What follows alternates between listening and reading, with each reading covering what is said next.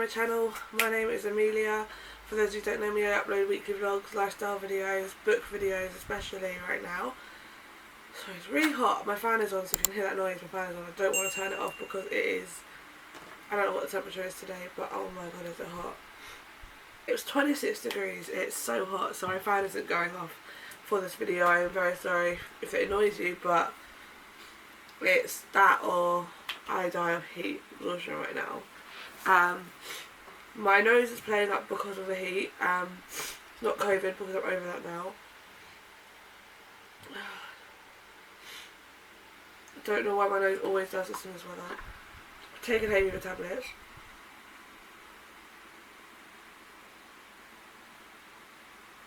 Okay.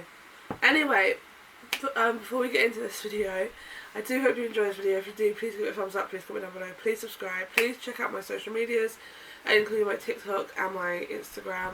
I am working really hard on my TikTok and Instagram at the moment, especially my TikTok. I've got like loads of videos going up.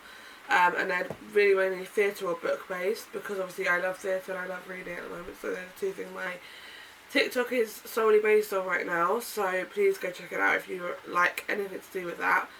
And without further ado, let's just get on with this video, because I know I'm probably going to sneeze again right now and I really don't want to.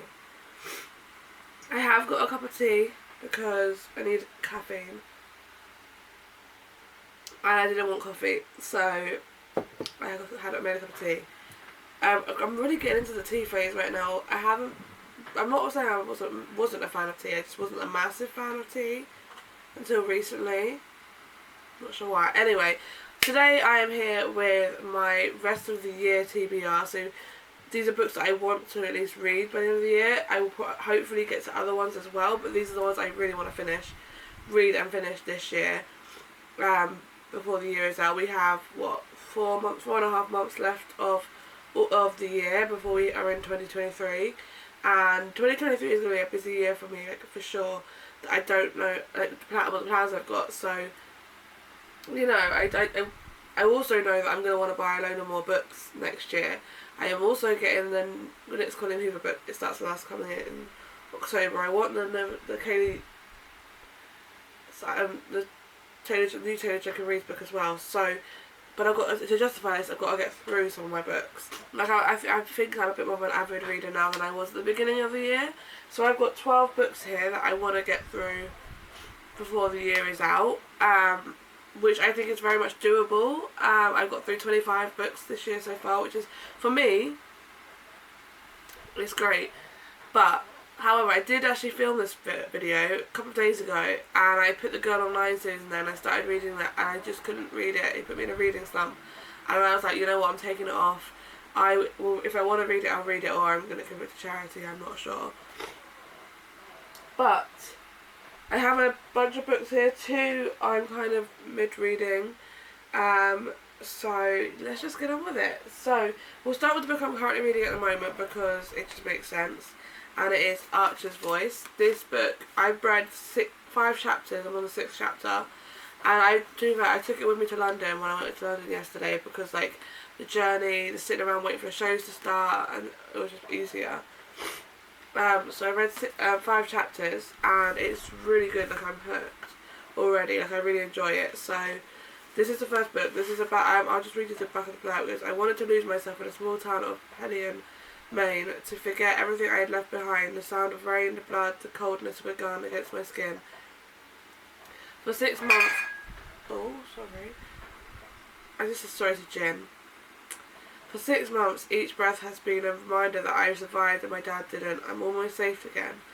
But the moment I meet Archer Hale, my entire world tilts on its axis and never rights itself again. Until I trespass into his strange, silent and isolated world, Archer communicates with no one, yet in his whiskey-coloured eyes, something intangible happens between us. There's so much more to him than just his beauty, his presence, or the ways his hands communicate with me.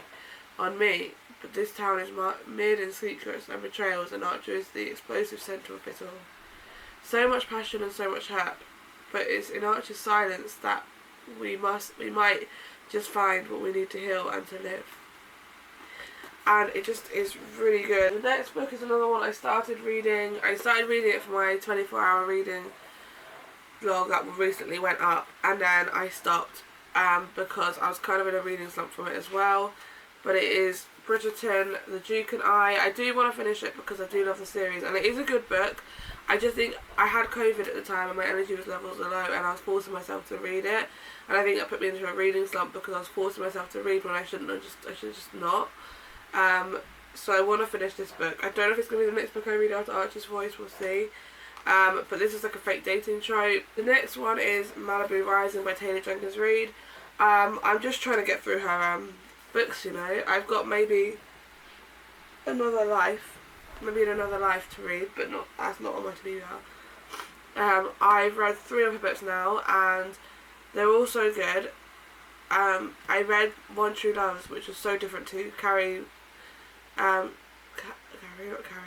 Seven Husbands of Evelyn Hugo and Daisy Jones and the Six, but I loved it still. I've done Malibu Rising. It's based in August 1983. It's the day of Nina Rivers' annual end of summer party. Everyone who is anyone wants to be around the Rivers. Surfer and supermodel Nina, brothers Jay and Hud, and their baby sister Kit. Together, the siblings are a source of fascination in Malibu and the world over, especially as the children of the legendary singer Mick River. By midnight, the party will be completely out of control. By morning, the river mansion will have gone up in flames. But before that, the alcohol will flow, the music will play, and secrets will come bubbling to the surface. It just seems interesting, and I'm intrigued to see what happens, and how different it is from the other books I've read of hers. The next one is a book that I've had mixed reviews on, if I'm honest, but I'm intrigued to see what it's like, and it is Love and Other Words. From what I've heard, it is a friends to lovers trope, which I don't know. Have I read a friends to lovers book? I probably have in the past, but I think it's one of those ones that it doesn't stand out to me. But I'm intrigued to see if it's any good. I really liked Christina Lauren's book, and the Honeymooners, so I'm really intrigued to read this. And I was desperate to get this cover of it because I saw on Alexa Ray's YouTube channel when she did a haul, she bought this and it got in this cover, and I was like, I need that cover. So I found it online and decided to buy it. And yeah, this is about Macy Sorensen is settling into an ambitious, emotionally tepid routine.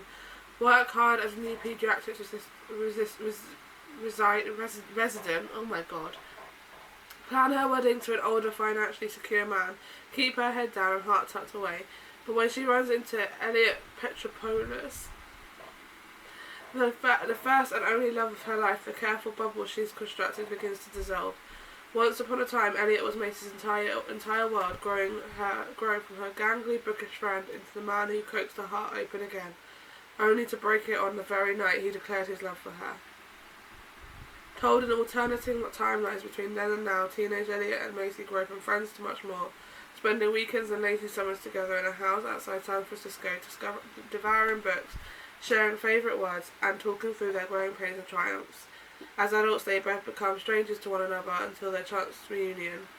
Until their memories are obscured by the agony of what happened that night so many years ago, Elliot will come to understand the truth behind Macy's decade-long silence and will have to overcome the past and himself to revive her faith in the possibility of an all-consuming love.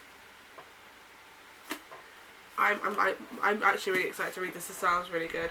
I didn't actually read the back before, so now I've read the blurb, I'm excited. So that is definitely one I really want to read this year, like so much. Like I'm really excited. The next one is a Colleen Hoover book. Obviously, it's November 9. I have 6 books of hers to read at the moment. There's more I need to read, but I just haven't got them yet. So I've got 6 more books of hers, and I'm trying to get through them slowly but surely because I don't want to devour them and then be sad, because I've got 4 books that are a series that I need to read, which I might do for a video if I do another 24-hour reading challenge sometime this year. But anyway, Colleen Hoover, November 9. This is about Fallon who meets Ben, an aspiring novelist, the day of her scheduled cross-country move. Their untimely attraction leads them to spend Fallon's last day in LA together, and her eventful life becomes creative inspiration Ben has always sought for his novel.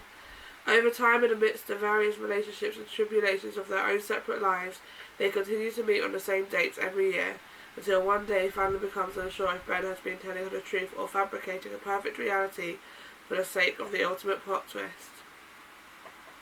Can Ben's relationship with Fallon and simultaneously his novel be considered a love story if it ends in heartbreak? I'm excited to read it. Colin Hoover has yet never failed me. I read all your perfects and thought, oh, I'm not going to like it, and it took me a while. But as the book went on, I was like, oh, okay, I like this book. So she's never yet not failed me on the 4 books I've read so far. So I'm hoping this one does not fail me. Okay, the next one is How to Kill Your Family by Bella Mackie. I'm not sure how I'm going to feel about this, but that's the reason I want to read it. I think I want to read it around like October time, because it just sounds like something I'm not a massive horror person, so I don't think it's too horrific, so it's okay. But this is about, it says, they say you can't choose your family, but you can kill them. Meet Grace Bernard, daughter, sister, serial killer. Grace has lost everything, and she will stop at nothing to get revenge. I'm really intrigued to see what this is like. Next one is kind of a classic. I'm trying to get through my box set of this because I'm obsessed with the films. If you don't know, it's Harry Potter. So I have been putting this off for so long. I finished reading The Prisoner of Azkaban a while ago, and I was like, I need to read this at some point. I usually give myself a few books in between a Harry Potter book, and then I get into a Harry Potter book. But I've been just putting this one off because it's so thick. Like, look at it. And I know the Harry Potter books get thicker as the series goes on, but I just need to brace myself into it because it is a thick book. It's a hefty book. And it's not even my favourite Harry Potter film, which makes I don't really like this film anymore. I used to love it, but I don't like it that much anymore. So I'm a little bit not sure how I'm going to feel about the book, which is why I'm putting it off so much. But I need to read it. Harry Potter and the Goblet of Fire is the 4th book in the series, and it's about when it's the trios and champions, and you know they have Victor Crumb, Fleur Delacour, Cedric Diggory, and then Harry gets put into the trials. So I'm excited to read the book to see if it's any better than the film. But it's just hefty, and the thing I know is once I get through this book, the next book to read is the longest book of them all. And I'm really dreading it. It's like 800 pages long, and I'm like, yes. And I'm not a person who likes long books usually. I prefer the short ones, like the 300, 400 pages. But, you know, when it comes to Harry Potter, I think we'll hopefully get into it. The next one is 99% Mine by Sally Thorne. This book is, okay, she's the author of The Hating Game, and I loved The Hating Game, and that was a really good book, and I really enjoyed it. So I want to see if this is any good. This is about Darcy Barrett. Found her dream man at age 8. Ever since she's had to settle. Having dated men far and wide, she can categorically say that no one measures up to Tom Valeska, whose only flaw is that he's her twin brother Jamie's best friend. Oh, and at 99% of the time, he hasn't seemed interested in her. When the twins inherit their grandmother's cottage, they're left with strict instructions to bring it back to its former glory. Darcy plans to leave as soon as the renovations start, but before she can cut and run, Tom's arrived bearing power tools, and is single for the first time in a decade. Suddenly, Darcy decides to stick around. Sparks are flying, and not just because of the faulty wiring, but a 1% chance of Tom is no longer enough. This time around, Darcy switches things up. She's going to make Tom Valeska 99% hers. So, this is brother's best friend trope, and if you've read Ugly Love, you know how much I love that one. Or if you see my videos and my Instagram and my TikTok, Ugly Love is one of my favourite books by Colin Hoover, and the idea of the story was not really because it was brother's best friend trope, but I loved it, so I'm hoping this is going to be good. Because next one is Beach Read by Emily Henry. This book technically should be a book I read in August, but we're probably not going to get through in August. But I absolutely love the look of this book. This book is about January. It says January is a hopeless romantic who narrates her life like she's the lead in a blockbuster movie. Gus is a serious literary type who thinks true love is a fairy tale. But January and Gus have more in common than you'd think. They're both broke, they have crippling writer's block, and they need to write bestsellers before summer ends. The result, a bet to swap genres and see who gets published first. The risk, in telling each other stories, their worlds might be changed entirely. I'm really intrigued to see what this is like, and I might actually make this my next read because it just seems interesting, and I keep coming back to it. I was meant to read it my 24 hours reading challenge and I didn't, so I think I might go and read this next after Archer's Voice because it looks really interesting. Okay, we've got 2 more fictional books and then 1 non-fiction, so we're going to do the fictional ones first because that's the continuing. Books. The next one I have is It Happened One Summer. This has been raved about all over my TikTok. Like, everywhere I go on TikTok, scroll through, this comes up, and then the second one comes up. Hook, line and sinker. And I'm tempted to order it, but I think I'm waiting until I've read this book just to see if I like it, but I think I will. So It Happened One Summer is Pippa Bellina is a fashionable and influential, and her reputation as a wild child means the paparazzi are constantly on her heels. When too much champagne and an out-of-control rooftop party land Piper in the slammer, her stepfather decides enough is enough. He cuts her off and sends her and her sister to learn more responsibility running their late father's dive bar in Westport, Washington. Piper hasn't even been in Westport 5 minutes when she meets big, bearded sea captain Brendan Target, who thinks Taggart? I don't know how you say his last name. Who thinks she won't last a week outside of Beverly Hills. So what if Piper can't do math and the idea of sleeping in a shabby apartment with bunk beds gives her highs?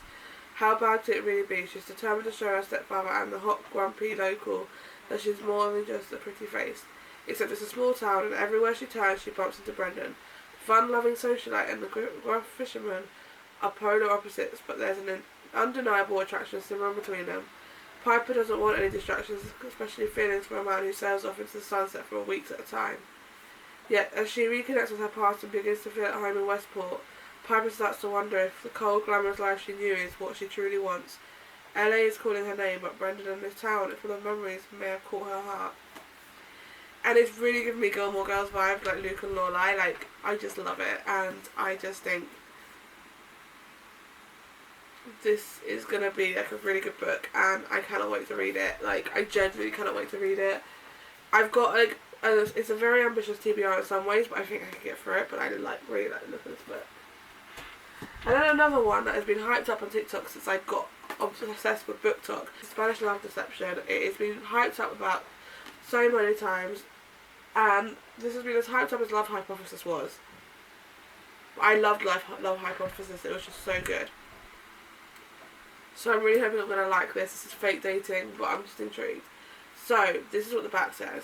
Catalina Martin desperately needs a date to her sister's wedding, especially when her little white lie about her American boyfriend has spiraled out of control. Now everyone she knows, including her ex-boyfriend and his fiancée, will be there. She only has 4 weeks to find someone willing to cross the Atlantic for her and aid in her deception. NYC to Spain is no short flight, and her family won't be easy to fool. But even then, when Aaron Blackford, the 6'4", blue-eyed pain-in-the-ass offers to step in, she's not tempted, even for a second. Never has there been more aggravating, blood-boiling and insufferable man. But Catalina is desperate, and as the wedding gets closer, the more desperate and desirable an option Aaron Blackford becomes. So it's like enemies to lovers / fake dating trope, which is something I'm excited for. I do really like this cover, and I've been putting off buying this for so long, and then it was the day I recovered from COVID and I went into town and I went to work and I was like, it's there, I just have to get it. I was in a treat myself mode because I'd been stuck indoors for the last week, so this is on my list of books that I really want to read, and I cannot wait to give a read, and hopefully it'll be good. And then we have one final book, and it's not fictional. This is actually a non-fiction book. I'm going to put 2 in here, but it takes me a while to read non-fiction books because it's one of those ones I will read a few chapters at a time and then I'll stop reading for a while, but I am determined to try and read it. It is The Girl's Bathroom living life messily and learning to love yourself. And I love Sophia and Cinzia. Love their YouTube. I just find them very inspirational and very fun to watch. And I love their podcast. Their podcast is just amazing. I really love listening to this. Really advice. I know I had a boyfriend, but hearing their boy talks is just great. Like you learn a lot, and then you kind of realise what you want, and I love it. And then the same with girl talk as well. Because the girl talk ones especially can be very relatable, and I love it so much. But I absolutely love this. The cover of the book is just cute. I love the cover, and I'm intrigued to see what it's like. So on the back, I will read the back even though it's not fictional. It says, the essential guide for a young woman looking to find their way in life. Sophia Tuxford and Cinzia, I can't ballot about you really. I don't know how you say it, sorry. Are the girls' bathroom, lifelong besties and podcast hosts who believe in telling it like it is. Here in their first book, Sophia and Cinzia share insights from their own lives and experiences to tackle a wide range of everyday dynamics covering everything from school days to work goals and dating mishaps to self-love searching. No topics are off limits. Helping you learn to keep your life organised and together, manifest your goals, keep your head in the dating world and find a healthy and fulfilling lifestyle that works for you. This book will teach you how to protect your energy, build better relationships and work through life's ups and downs. And I'm really excited to give this a read because I just love them and I do think they're really inspirational. They're younger than me and I'm inspired by them, so yeah, so I'm going to give this a read. But that is the end of this video. I do hope you enjoyed. If you did, please give it a thumbs up. Please comment down below. Please comment, if you're a reader and you like books too, please comment down below books that you want to read by the end of the year. And let me know your favourite book of this year so far. And also please follow my social medias and please subscribe. And I will see you again very soon with another video.